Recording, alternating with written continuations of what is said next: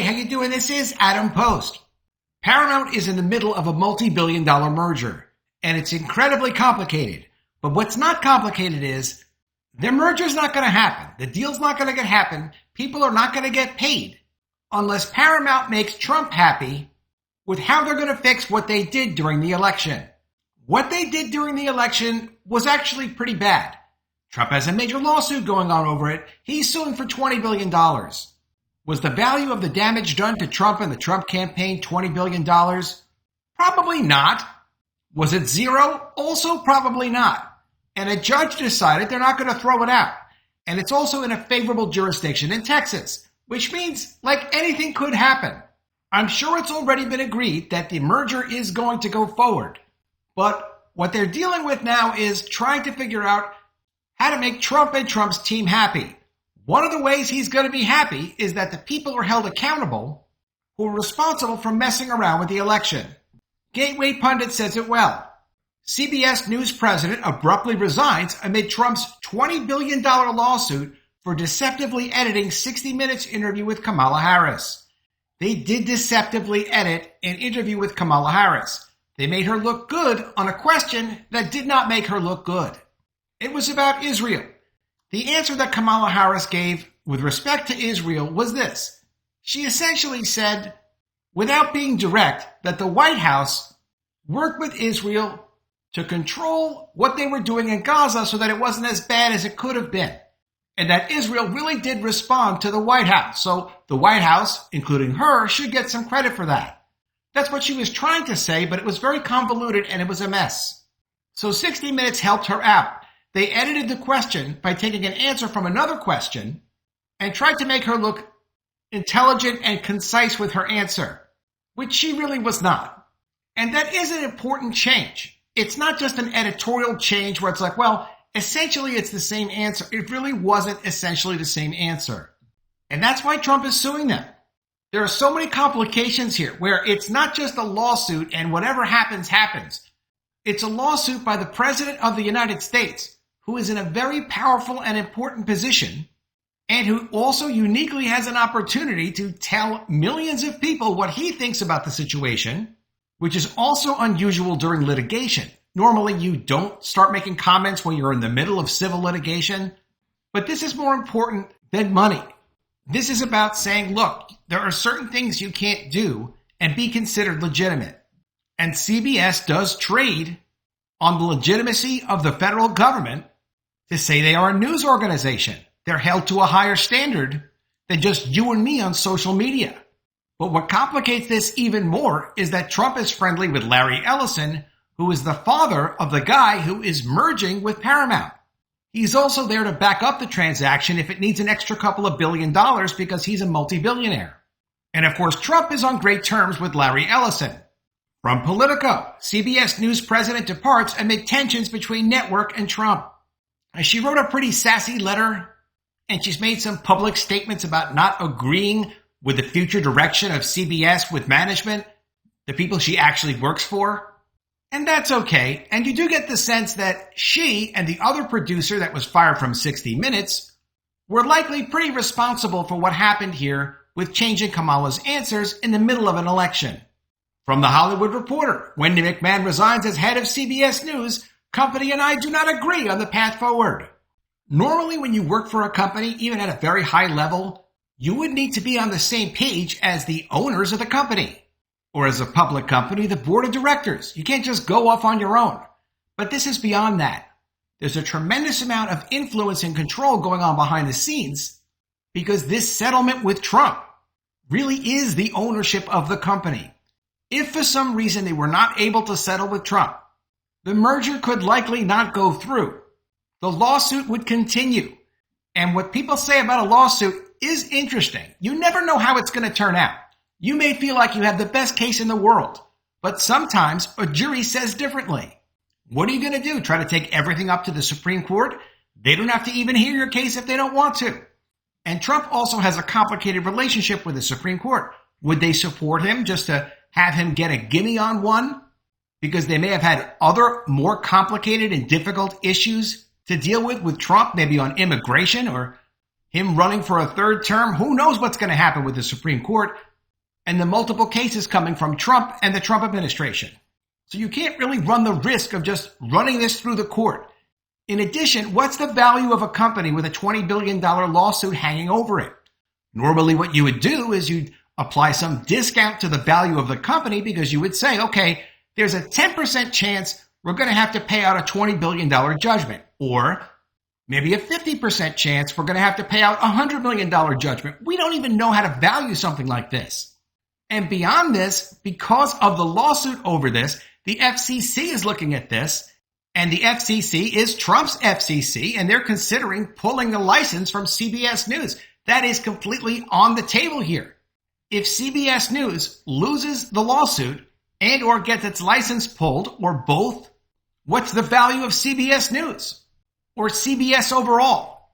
It's a very complicated equation, and it's not something good, which is why you're seeing these people who are high level from CBS get fired, because it's Trump's lawyers negotiating their settlement with the Paramount people over CBS. And because they don't really want to write him a check for $1 billion, because that's kind of a lot of money, what they can do, and what I would predict they will do, is match at least what ABC paid, which was $15 million, maybe even get the number up to, let's say, $25 million, but extract major concessions in terms of firing people in management, so this kind of thing can never happen again. If you can't pay the full fee, you got to pay it some other way. Because if I don't make you pay some other way, it sends a bad signal to the other people out there who would do the same thing that you did. That's the message to CBS, and that's the message to Paramount. Paramount also was silly to not move a little bit faster in trying to settle with the Trump people. Because once he won the election, there was no way to win this case. It's not about the case. It's about all the leverage he has as president of the United States and with control at the FCC. How can you have an argument with someone who has that much influence? On top of all that, they're fighting with someone who has a very high opinion of himself and multiple billions of dollars of his own. He doesn't let things like this go. He never has. So you need to settle already. Eventually, they got around to trying to settle. From the New York Times, Paramount board clears possible path for settling Trump's 60 Minutes lawsuit. Paramount's interest in settling has dismayed CBS's news division. The executive producer of 60 Minutes abruptly resigned last week. And this is going back a couple of weeks. Now the head of CBS News is out. Anyone at CBS that has an issue with settling with the President of the United States, who currently is allowing your license to continue to exist but does not need to, those people got to go, and they're going to either go nicely or they're going to go aggressively, like this woman being forced to resign abruptly. Too often people get into a conversation about what's right and what's wrong. That is important, with everybody being equal. But the power dynamic is not equal here. It's 99% on the side of the United States and the president, and 1% on the side of Paramount, because the president would be just as happy to say, look, pull the license from CBS News. They should not be able to call themselves news anymore. And then they can fight over that for a couple of years if they want to fight over that to try to maintain it. But when they lose their license, it would send an incredible message to the rest of the media that you need to be a little bit more fair and not so editorial and not so opinionated when you're trying to present yourself as giving accurate and real fact-based news. From Politico, CBS News president departs amid tensions between the network and President Trump.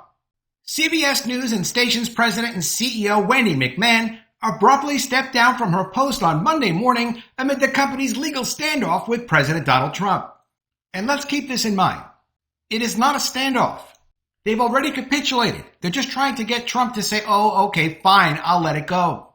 Paramount has already put out word that they're trying to settle. The problem is they have to settle on a $20 billion lawsuit with someone who, if they decided to, could just say, okay, I'm not going to settle. And by the way, we're going to pull your broadcasting license until this gets settled. That's very difficult to accommodate. So the only alternative, gut the culture of CBS. McMahon, who took the helm of CBS News in 2023, cited ongoing disagreements with company leadership as the reason for her decision, saying recent months had been challenging, according to a memo shared with Politico. I haven't seen Trump force anyone to apologize for what they did yet publicly as, say, part of a settlement. I think that's something that's going to happen here. If they don't do that, they are welcome to leave the company. That would be an interesting mechanism in settlement where the Paramount people would say, look, I know it's embarrassing, but just apologize for what you did because you did actually do it, and then everyone can move on.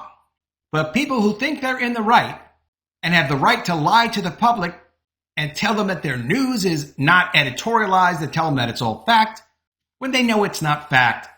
The head of NPR publicly said she thinks people are too focused on facts and it gets in the way of their agenda. They know what they're doing. They're not going to want to apologize. So they would just prefer to have a hissy fit and quit. Quote, it's become clear that the company and I do not agree on the path forward, McMahon wrote. The New York Times first reported that McMahon was leaving. Paramount, which owns CBS, began talks with Trump's lawyers last month to settle a $20 billion lawsuit brought on by Trump after he accused CBS's 60 Minutes of deceptively editing an interview aired last year with the then Democrat opponent Vice President Kamala Harris, which they did do. They did aggressively and deceptively edit these interview answers, and the answers that they attributed to Kamala Harris made Kamala Harris look like a better candidate than she was. Literally for President of the United States. So it is kind of serious.